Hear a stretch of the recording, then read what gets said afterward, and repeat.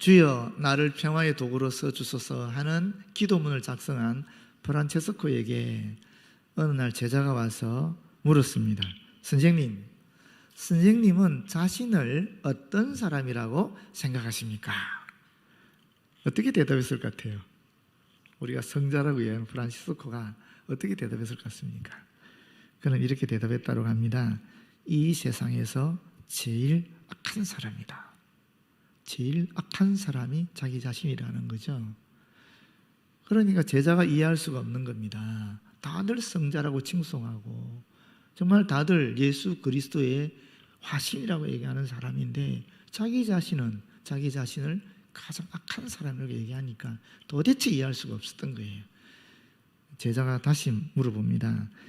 아니 선생님, 세상에는 도둑과 강도와 살인자 같은 그런 악한 사람들이 정말 많이 있는데 어떻게 선생님이 제일 악하다라고 할 수 있습니까? 그때 프란치스코가 말하기를 내가 하나님으로부터 얼마나 많은 은혜를 받았는지 모른다. 만약에 나이신 그 큰 은혜, 그 많으신 하나님의 은혜를 그 도둑이 받고 그 강도가 받고 그 살인자가 받았으면 나보다 훨씬 더 훌륭한 사람이 되었을 거야. 나는 하나님께서 주신 은혜만큼 갚지 못하니 나야말로 가장 악한 사람이 아니냐, 그렇게 말했다라고 해요.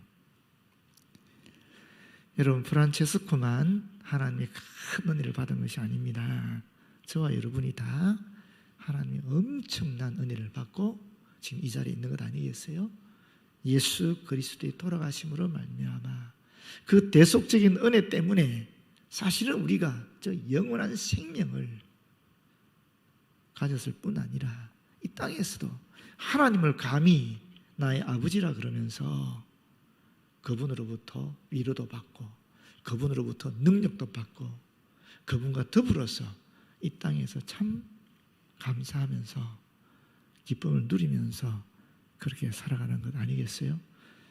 그런데 오늘 우리가 이 부스러기 은혜와 에바다의 은혜라는 제목으로 함께 말씀을 나누고자 하는데, 이 부스러기 은혜라는 것이 무엇이냐면은 거절당해도 응답되지 않음에도 불구하고 끝까지 믿음으로 인내하면서 주님 바라보면서 그렇게 은혜를 누리는 그런 삶을 이야기합니다. 그렇다면 에바다의 은혜는 무엇인가? 에바다는 믿음이 없음에도 불구하고 하나님께서 조건 없이 그냥 부어주시는 그런 삶을 누리는 은혜를 말합니다. 저나 여러분은 사실은 다 이 부스러기 은혜와 또 에바다의 은혜를 누리면서 이 자리에 있는 것입니다. 한번 우리가 말씀을 통해서 조금 더 구체적으로 살펴보도록 하겠습니다. 먼저 부스러기 은혜입니다.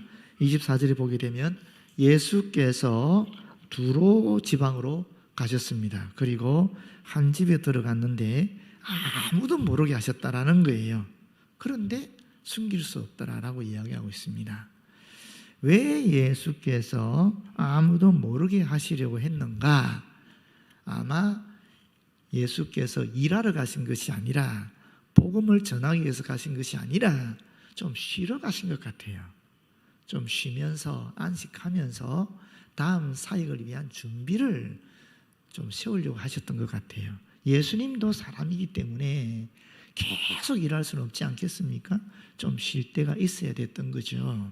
그런데 이 두로 지방이라는 데가 어디냐면 갈릴리 호수가 여기 있다면은 이 북쪽 지역이에요. 여기 두로가 있거든요. 지중해 해안 도시인데 이 두로 지방이 이 위에 있음에도 불구하고 이 갈릴리의 북쪽에 베세다라는 지역이 있습니다.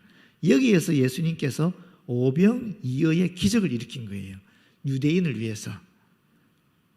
이 소문이 갈릴리 북부 지방에 있는 이방 도시까지 다 나버린 거예요. 그러니까 예수님이 오시니까 뒤집어진 거죠. 그래서 더러운 귀신 들린 어린 딸을 둔 한 여자가 예수님의 이 소문을 듣고 와서 그 발 아래 엎드리게 됩니다. 여기 엎드린다라는 표현은 뭐냐면 단순히 우리말로 엎드리는 게 아닙니다. 이것은 엎드려서 경배한다라는 뜻입니다.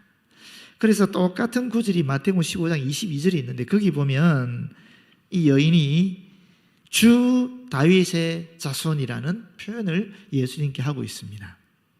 주라는 것은 헬라 사람들이 쓰는 말인데 이거는 정치적인 가장 높은 지도자라든지 종교적인 하나님을 칭할 때 하는 말이에요.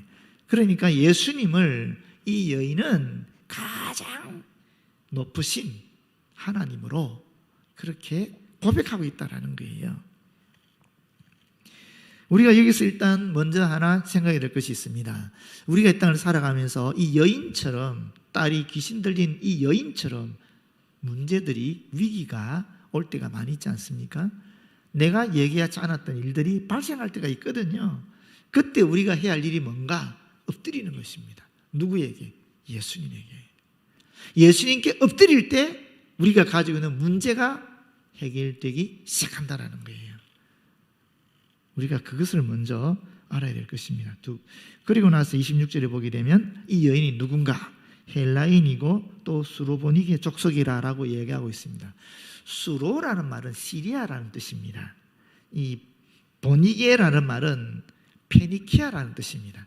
다시 말하면 시리아에 속한 페니키아 민족이었다 하는 거지요. 이 페니키아인들이 해상 민족이었거든요. 대단한 민족이었습니다. 그래서 북아프리카 쪽에 이 식민지를 건설했는데 그게 카르타고라는 곳이에요. 기억하시죠? 이 로마 제국과 승패를 겨누었던 나라가 카르타고 아닙니까? 거기에 유명한 장군 한니발이 있지 않습니까? 그 대단한 이 가나안 부족인데, 가나안 원주민인데 대단한 해양 민족이 바로 이 페니키아였습니다. 그래서 그 당시 시돈과 두로라는 이 지역은 헬라 문명하에서 아주 뛰어난 문화를 가진 그런 곳이었다라고 볼 수 있습니다. 그런데 이 여인이 뭐라고 이야기합니까? 자기 딸에게서 귀신 쫓아내 주시기를 간구하고 있습니다. 간구하건을 하니까 딱 한 번 얘기한 것 같지 않습니까? 그러나 그렇지 않습니다. 이 단어의 뜻은 계속적으로 거듭해서 끈질기게 그렇게 요청하고 있는 것을 의미하고 있습니다. 사실 이 부분은 마태복음 15장 22절, 27절에 똑같은 내용을 담고 있거든요. 그런데 그 부분이 마태복음 부분이 조금 더 상세하게 되어 있습니다. 거기 보시게 되면 이 여인이 지금 우리가 26절에 보고 있지만 이 이야기를 하기 전에 벌써 두 번이나 예수님께 거절당하고 있다는 것을 발견하게 됩니다.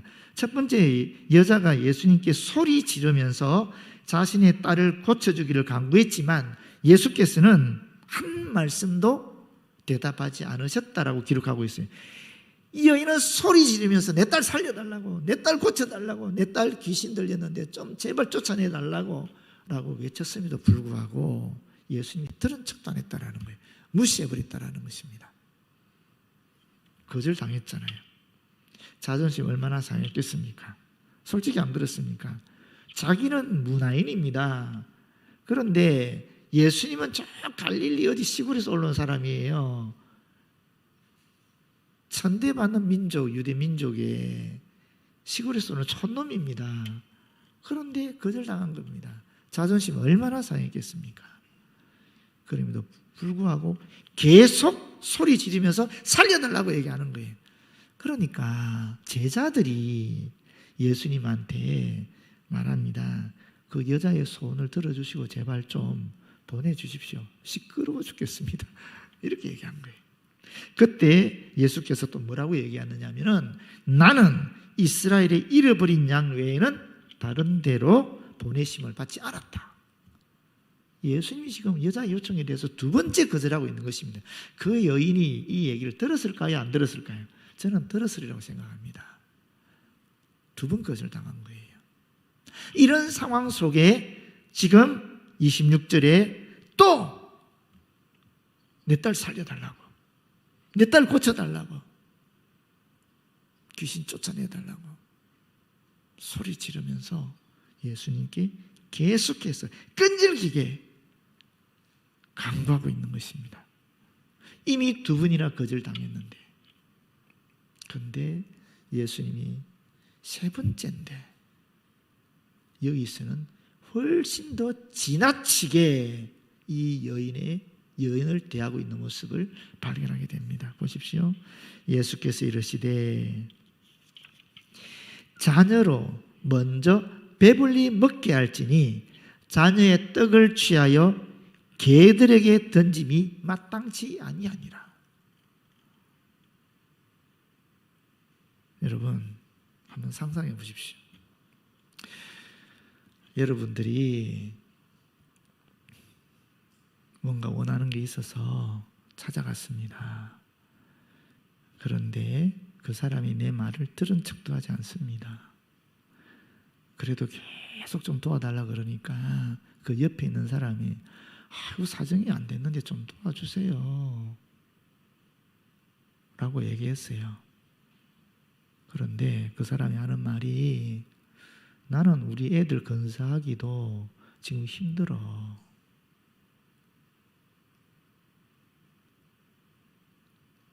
그럼에도 불구하고 내 사정이 너무 힘드니까 제발 좀 도와달라고 그랬는데 뭐라고 얘기하냐면 너 지난번에도 나한테 빌려갔었잖아.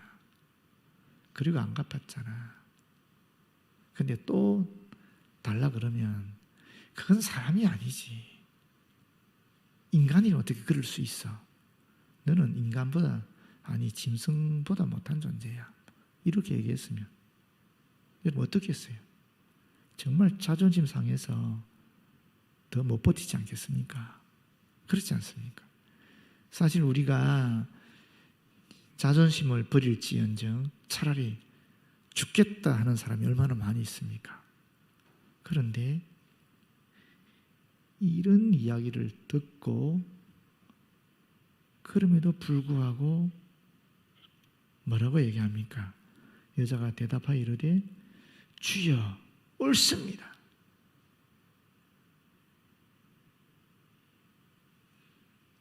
나는 개 같은 존재입니다. 여러분 그 당시 두로나 시도니 지역이 있잖아요. 우상의 본거지였어요. 여러분 잘 알죠? 아합 시대에 가장 악한 여자가 있잖아요. 이세벨. 이 두로 시돈 지방 사람이었어요. 그리고 예수님께서 마태복음 11장 22절에 무슨 말씀하시느냐면은 예수님이 복음을 전했는데 그 유대 마을이 복음을 거부했어요.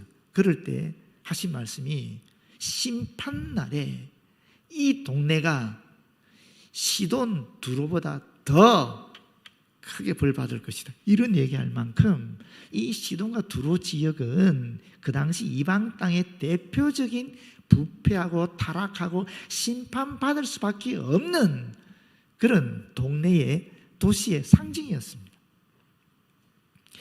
그러니까 어떻게 보면은 이 개라고 얘기한 게 맞을 수도 있는 거예요. 어떻게 보면. 그런데 이 여인은 뭐라고 얘기하느냐 하면은 나는 진짜 개 같은 존재라는 거예요. 왜냐하면 나는 하나님 알지 못했고 지금까지 우상 숭배하고 죄 중에 거했던 사람이라는 겁니다. 예수께서 말씀하셨을 때에 그것을 그대로 인정하고 받아들였다라는 거예요. 근데 여러분 만약에 오늘 이와 같은 일이 우리 시대에 발생했다면 어떻게 됐겠어요?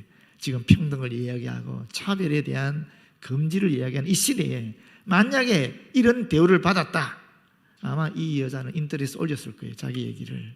그렇지 않겠습니까? 그리고 아마 100만 이상 되는 사람들이 댓글 달았을 거예요. 뿐만 아니라 청와대에 청원됐을 거예요. 난리도 아니었을 겁니다. 사실 우리가 신앙이 깊어지면 깊어질수록 연륜이 많아지면 많아질수록 직분이 높아지면 높아질수록 자존심은 더 낮아져야 되고 우리의 귀는 더 열려야 되고 또 말씀은 더 많이 받아들여야 되지 않겠습니까? 그런데 신앙이 깊어지면 깊어질수록 자존심은 높아지고 열림이 많아지면 많아질수록 귀는 더욱 좁아지고 직분이 높아지면 높아질수록 말씀을 더욱 거부하고 있는 것이 바로 저와 여러분의 영적인 상태인 것 같습니다.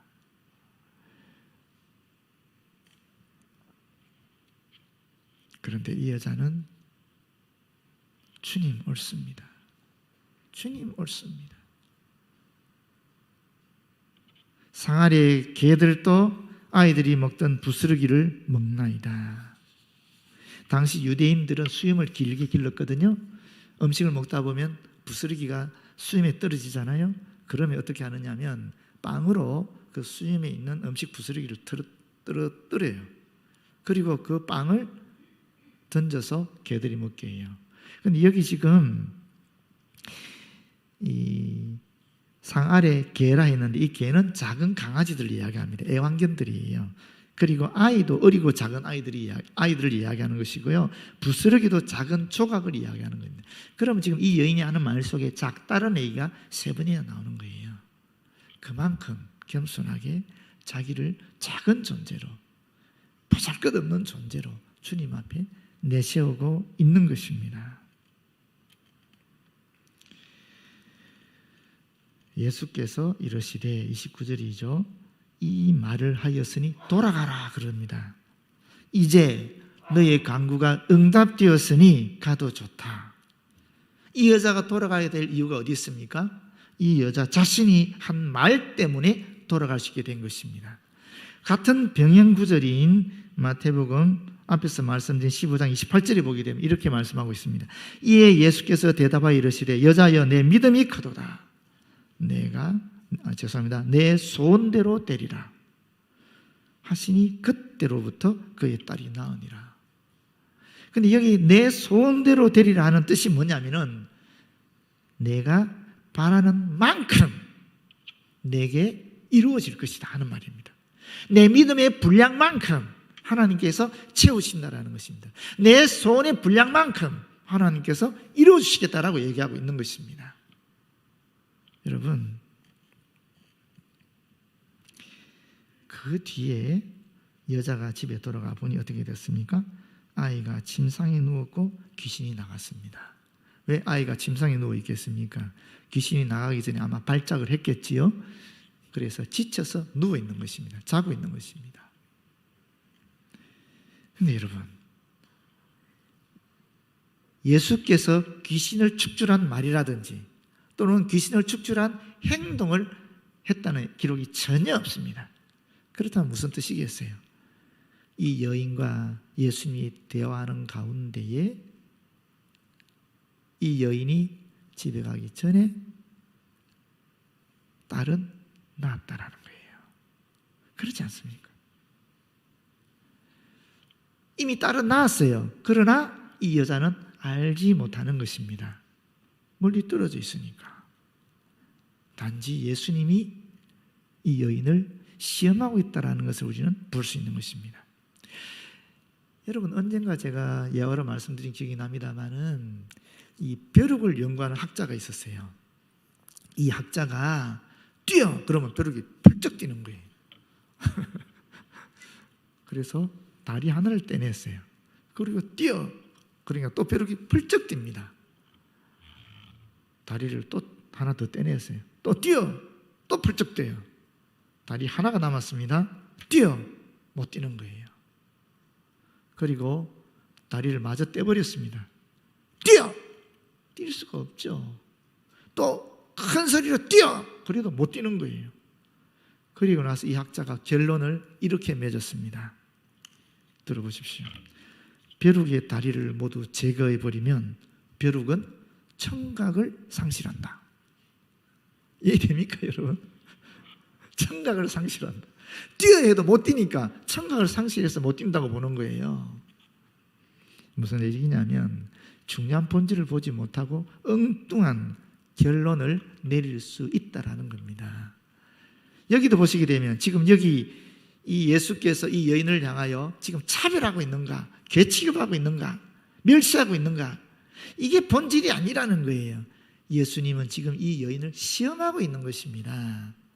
어떻게 우리가 알 수 있느냐 하면은 27절에 먼저 하는 이 단어를 보십시오. 먼저. 이것은 첫 번째 하는 말이거든요. 첫 번째라는 말은 두 번째, 세 번째가 있다는 전제 아니겠어요? 첫 번째는 유대인들에게 이 복음의 소식이 전해져야 되는 것입니다. 구원의 역사 속에, 그 경륜 속에서.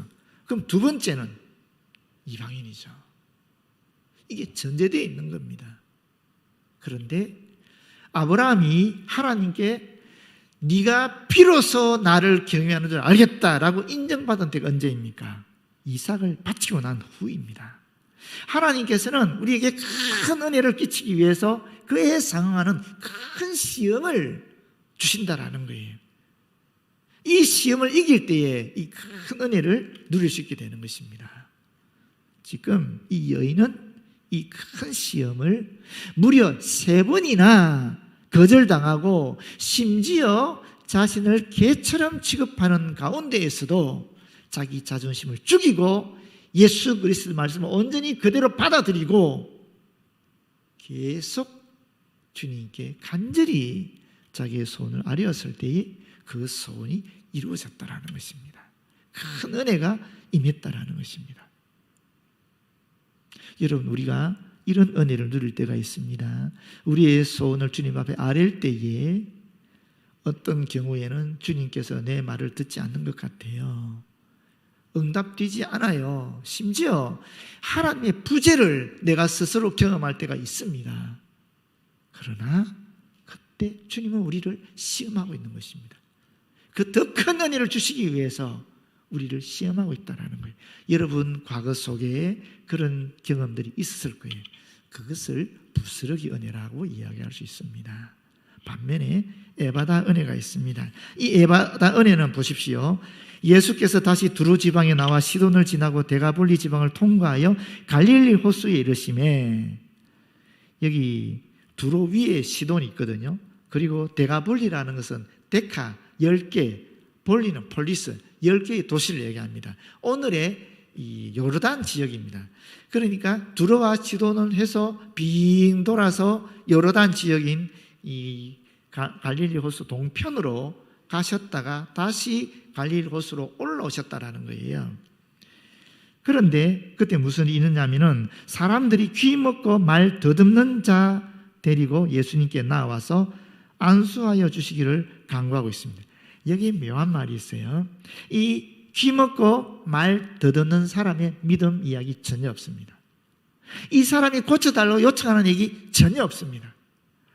아마도 이 사람은 가족들에게 버림받았든지 또는 가족이 없는 사람이었을 거예요. 주변 사람들이, 이웃들이 그를 도와줬을 겁니다.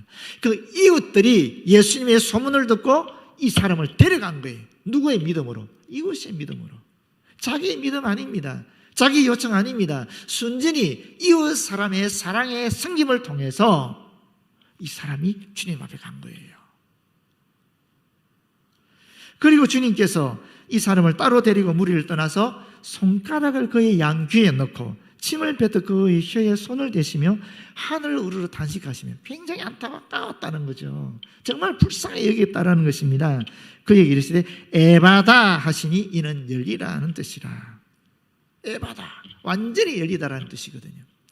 왜 이 수르보니게 여인에게는 말로 이렇게 설득을 하고 대화를 나누는데 지금 이 사람한테는 귀로, 손가락으로 귀를 막고 손바닥을 혀에 대고 하는 이런 행동을 했을까요? 여러분, 왜 그랬을 것 같아요?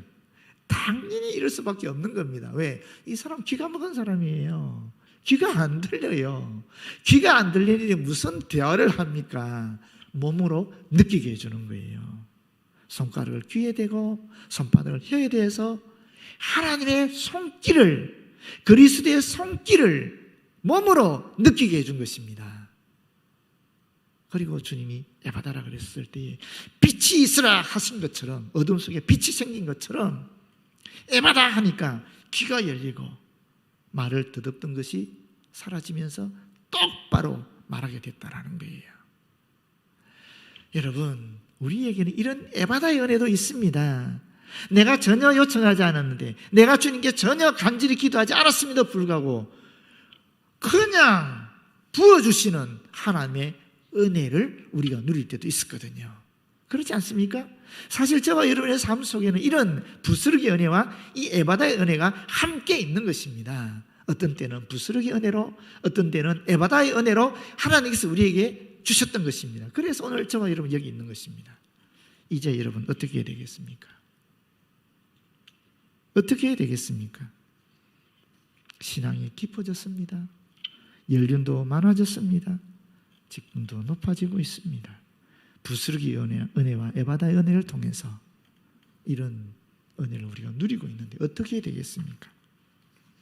36절에 예수께서 그들에게 경고하사 아무에게도 이러지 말라 하시되 경고하실수록 그들이 더욱 널리 전파하니 사람들이 심히 놀라 이르되 그가 모든 것을 잘하였도다. 못 듣는 사람도 듣게 하고 말 못하는 사람도 말하게 한다 하니라. 이 못 듣는 사람도 듣게 하고 말 못하는 사람도 말하게 한다. 무슨 말입니까? 구약에서 예언한 그 메시아다 이런 말이에요. 심히 놀라 압도당해서 거의 정신을 잃을 정도로 놀란 것을 얘기합니다. 여러분, 우리가 부스러기 은혜를 받고 에바다 은혜를 받았으면 어떻게 해야 되는가? 말 통하는 사람에게는 대화로서 설득하면서 이 부스러기 은혜를 나눠야 되는 것입니다. 말이 안 통하는 사람도 있잖아요. 어떻게 해야 되겠습니까? 그들이 몸으로 느낄 수 있도록 사랑의 손길을, 사랑의 섬김을 하라는 겁니다. 그러면 이 부스러기 은혜가 나누어지고 이 에바다 은혜가 나누어져서 결국에는 우리 주 예수 그리스도의 영광이 저와 여러분을 통해서 드러나게 돼 있다는 겁니다. 그들이 우리를 통해서 심히 놀라는 은총의 역사가 일어난다는 것입니다. 여러분, 우리는 이미 부스러기 은혜와 에바다의 은혜를 누리면서 살아가고 있는 사람들입니다. 그리스도인들입니다. 이제 우리만 이런 은혜를 누릴 것이 아니라 이 부스러기 은혜를 나누시고 에바다의 은혜를 사랑의 손길로 섬기면서 모쪼록 저와 여러분이 하나님이 기뻐하시는 그리스도인, 하나님께 영광 돌리는 그리스도인, 우리 주님께 참으로 인정받는 그리스도인이 되었으면 참 좋겠습니다.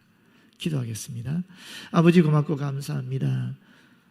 하나님 보실 때 어떤 때는 부스러기 은혜를 주시고 또 어떤 때는 에바다 은혜를 허락하여 주심으로 말미암아 지금 저희들이 이만큼이라도 오게 하시니 고맙고 감사합니다. 주님, 이 은혜를 우리만 누리는 것이 아니라 이 부스러기 은혜를 나누게 하여 주시고 에바다 은혜를 사랑의 손길로 베풀어서 우리와 접촉하는 모든 사람들이 우리와 똑같이 부스러기 은혜와 에바다 은혜를 경험하며 구원을 얻는 놀라운 은총의 역사가 일어날 수 있도록 도와주시옵소서. 예수님의 이름으로 기도드립니다. 아멘.